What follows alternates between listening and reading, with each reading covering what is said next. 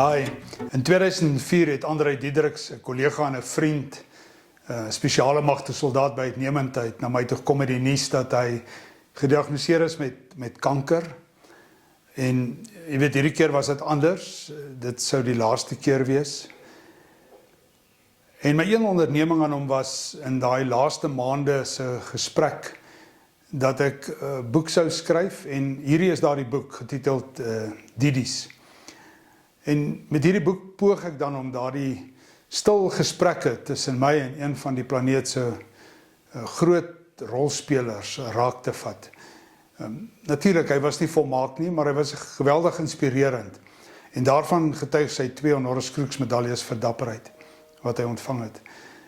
Hy was nie sonder foute nie, maar verseker 'n soldaat by uitnemendheid, vir my die beste. Teleurgesteld, ek dink so, daar was nog soveel meer, maar tog sonder verwyte.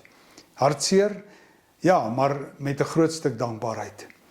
En by beide van ons was daar hierdie verwondering aanwesig, jy weet, oor die geleenthede wat die lewe vir ons gebied het. En dis waaroor ons gepraat het.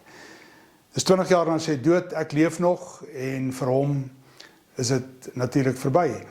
En tog is daar steeds hierdie stille verbintenis met sy enorme nalatenskap, nou in 'n boek ingeskryf. In die boek is daar iets vir jou. As jy nog wil speel en kan speel en moet speel, dan is die boek vir jou. Ons kuier rondom kleinspan operasies, spesiale magte. Ons jy weet, leer by die vader van dit.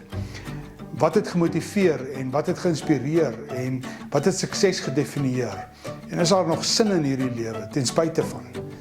So ja, dis 'n boek met 'n enorme klomp lewenswysheid en insig, en dit kom vanuit die lewensreis van hulle wat gespeel het. So volg maar net die skakel wat volg vir 'n bestelling van die boek of bestelling van boeke, en ons sal die lys weer na jou toe toemaak. Jy is baie welkom. Sterkte.